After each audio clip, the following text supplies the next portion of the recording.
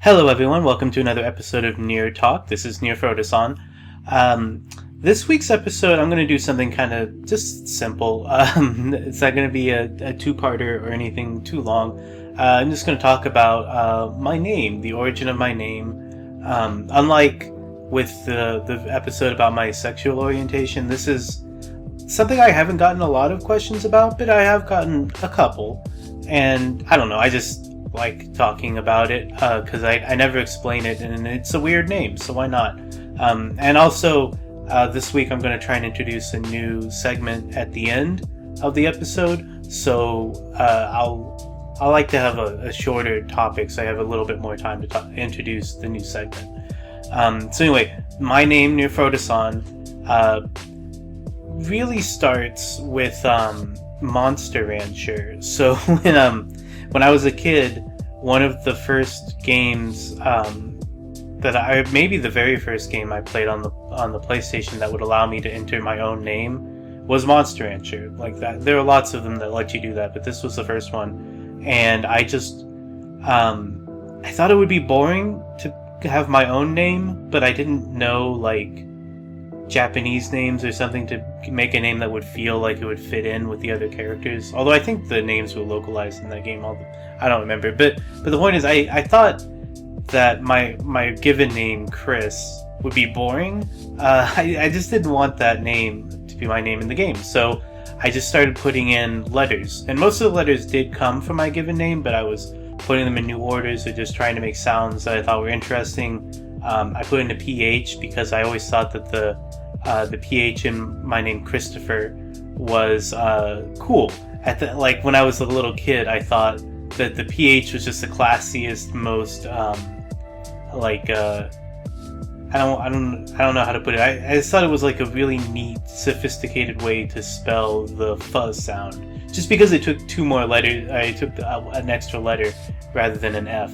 But you know, I threw it in there because I thought it was cool. I was pretty young, so I just filled out the full slot because I thought a longer name would be cooler. I put in as many letters as it would allow me to, and ended up with Near Frodasan.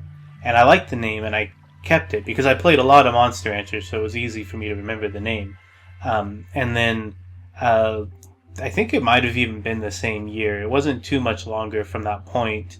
I was creating a story called NSF, and I won't get into what NSF was or what it stood for or anything like that, but it was an original story full of a bunch of characters who were mostly based off of me and my circle of friends at the time, but like with a lot of Dragon Ball Z and Star Wars mixed in. So I was making this story, and the protagonist who was just like a Marty Stew was Near Frodasan, and I liked the character and identified with the character because he was just like who I wanted to be at that age.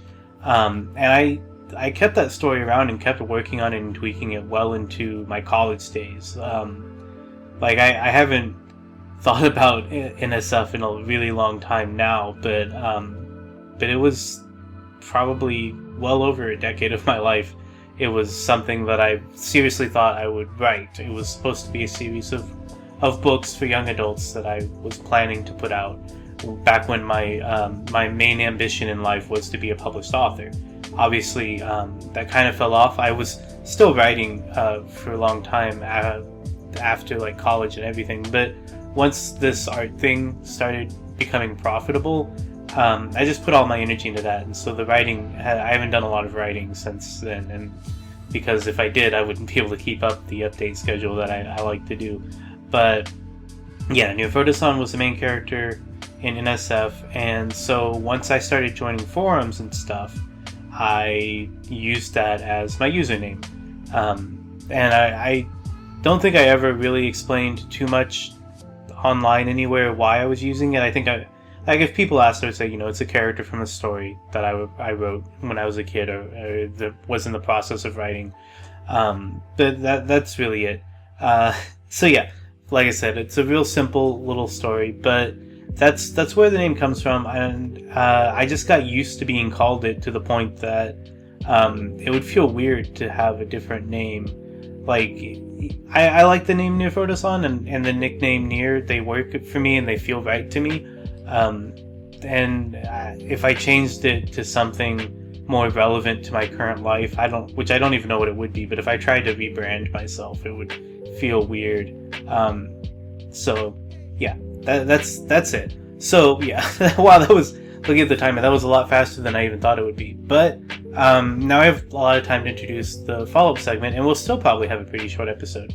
So I mentioned before I wanted to try and do some kind of recurring segment for to close out shows, and I thought it would maybe be fun to do an experiment.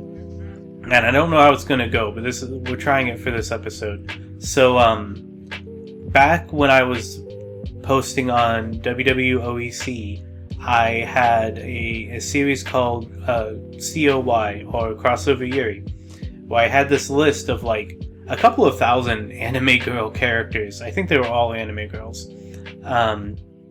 And I would make random pairings using the same random selection system that I use for the NHML and other stuff around the site. Whenever I do any kind of random thing, it's always using the same process.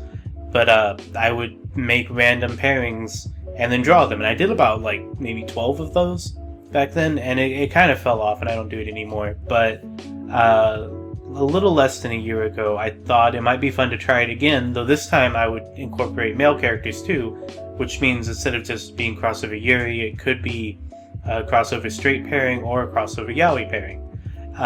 And I was compiling a list for that. It's not nearly as long as the original COY list. It's only about 200 names right now. I'll be adding to it later probably. But I just never got around to doing any of the pairings that I tried doing that.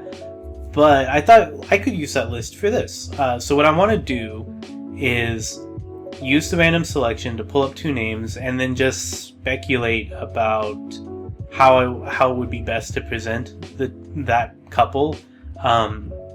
Because, like I've said before, I like to add a narrative to any picture I do, which is one of the reasons why I don't do a lot of crossovers.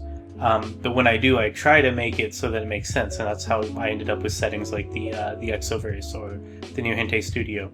And we'll probably be sticking just to like Exoverse explanations, but I just want to try it. And if it doesn't work, it won't work, and this will be just like a one-time thing. But if it does work, I think it'd be a really fun little extra thing to add on to the end of episodes. So let's go ahead and find out. I don't know who's going to be yet. I'm going to do the random selection now, and I'll just kind of edit out the pauses where I'm just doing that.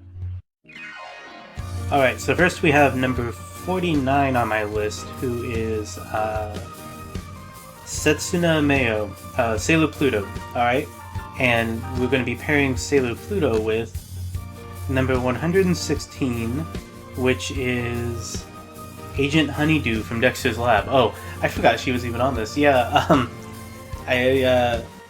I've drawn Honeydew before, but I've never drawn Pluto. So let's see, how would be a good way to bring them together? So I said I would probably do them all in the Exoverse, and that is the right approach, I think, for most crossovers that I would do. Honeydew explores lots of she's like a secret agent, and she does like a lot of stuff with like extraterrestrials and supervillains and things like that. I think the obvious thing to do would be to have them have some kind of adventure that intersects. I'm not an expert on Sailor Moon, just putting that out there, but I would do research if I was going to do an actual like pairing or something like that and needed to explain it, but probably some kind of time anomaly, I think, because Pluto was tied to time. She was the time Sailor Scout, if I recall. If I'm wrong about that, then everything else will probably fall apart here, but I could bring them together due to some kind of time anomaly that Pluto like investigates on her own, and then Honeydew is sent out to investigate by whatever whatever S.H.I.E.L.D. organization there is. And in the X-Verse, Honeydew's probably just a member of Marvel's S.H.I.E.L.D., I think. Instead of like a parody thing, they can just make an amalgamation S.H.I.E.L.D. agency. In the X-Verse, it's got like your Nick Furies, but it's also got maybe like the S.H.I.E.L.D. parody characters from Kim Possible, and characters like Honeydew and stuff could be members of it. So yeah, that would probably be the way to go.